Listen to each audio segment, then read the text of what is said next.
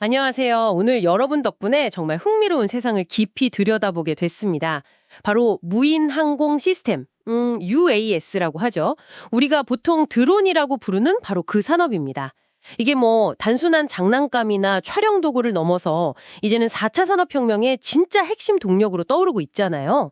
그래서 오늘 저희 목표는요, 이 드론 산업이 도대체 어떻게 구성되어 있고, 그리고 그 가치 사슬이 어떻게 되고, 또 얼마나 빠르게 크고 있는지 시장 전망이죠.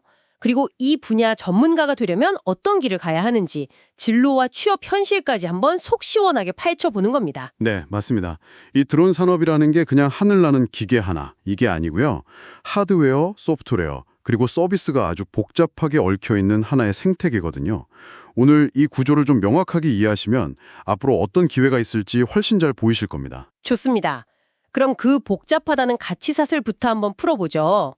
크게 보면 몸체, 그러니까 하드웨어, 그리고 두뇌 역할의 소프트웨어, 마지막으로 이걸 실제 활용하는 서비스, 이렇게 세 가지로 볼 수 있을까요? 아, 네. 정확한 비유신데요.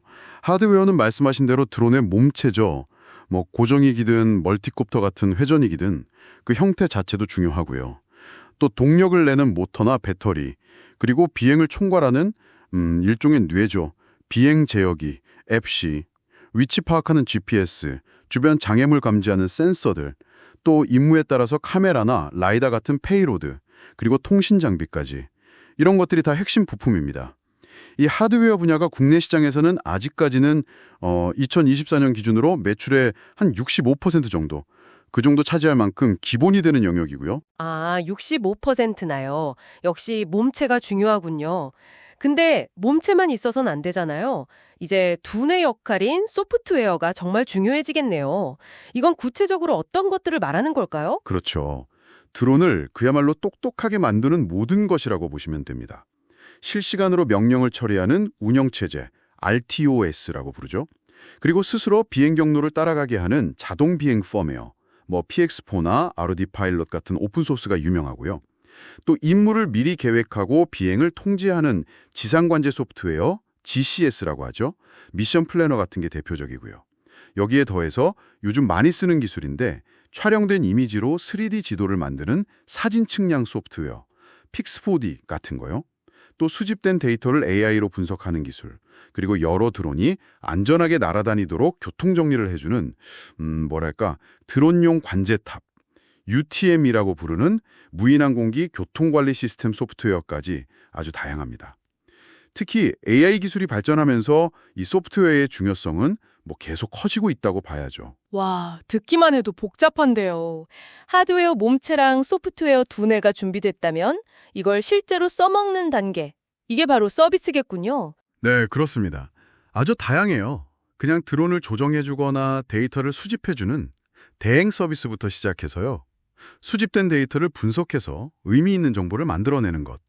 예를 들면 지도 제작, 시설물 안전 점검, 농작물 생육 분석 같은 거요.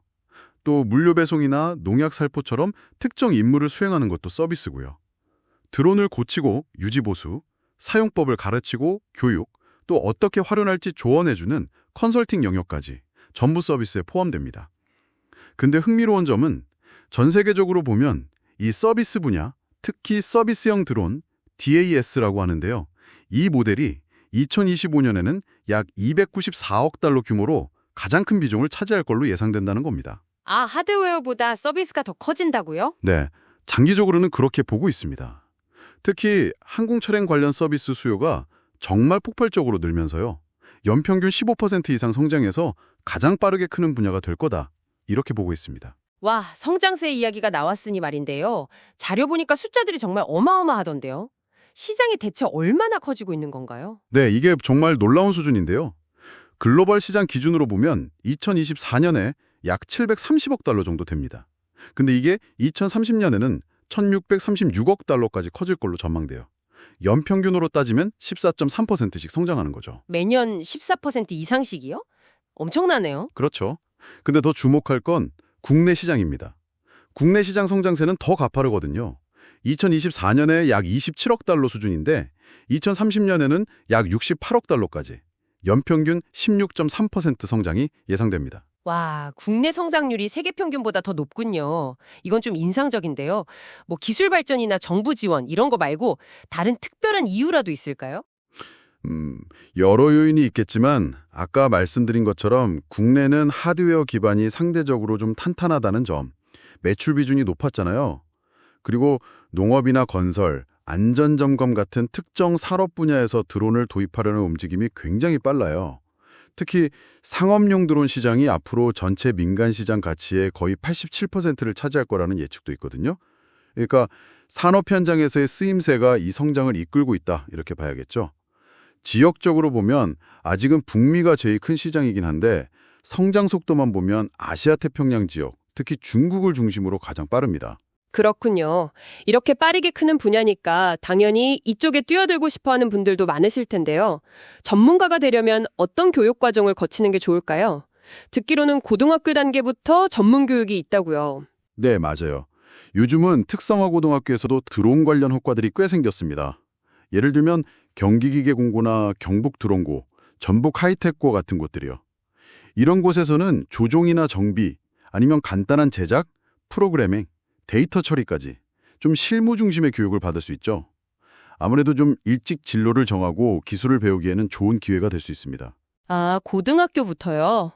그럼 좀 더 깊이 있는 이론이나 연구, 개발 이런 쪽을 원한다면 역시 대학 진학도 방법이겠고요. 물론입니다. 대학에도 관련 학과들이 많이 생기고 있죠.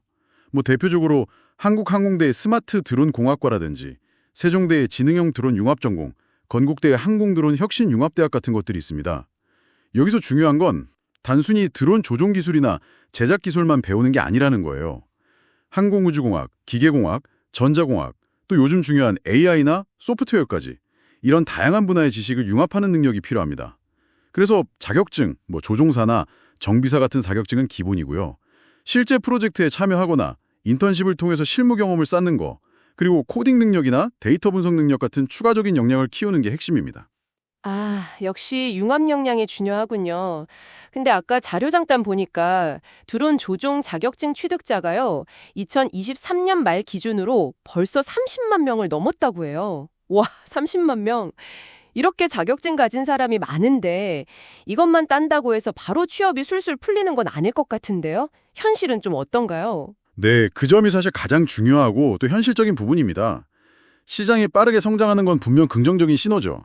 하지만 이 자격증 취득자 수가 늘어나는 속도에 비해서 실제 산업 현장에서 필요로 하는 바로 투입 가능한 수준의 전문 인력 수요는 아직은 그만큼 따라오지 못하는 측면이 분명히 있습니다. 아, 그러니까 자격증은 많은데 쓸만한 사람은 부족하다. 이런 말씀이시군요. 그렇죠. 좀 직설적으로 말하면 그렇습니다. 자격증은 뭐랄까 운전면허 같은 거라고 보시면 돼요. 운전면허 있다고 바로 카레이서가 되는 건 아니잖아요. 자격증은 정말 기본 자격일 뿐이고요. 실제 경쟁력은 다른 데서 나옵니다. 특정 산업 분야에 대한 깊은 이해가 필요해요. 예를 들어 농업 전문가가 드론을 활용해서 병충해를 분석한다거나 건설 기술자가 드론으로 찍은 데이터를 분석해서 공정을 관리한다거나 하는 식으로요. 그 분야의 지식을 바탕으로 드론 기술을 어떻게 잘 활용할 것인가, 여기에 달려있다는 거죠.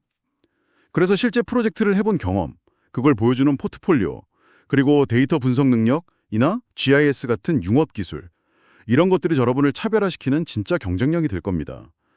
아직은 산업 초기 단계니까요. 너무 조급해하지 마시고 꾸준히 실력을 갈고 닦는다면 분명히 좋은 기회를 잡을 수 있다고 생각합니다.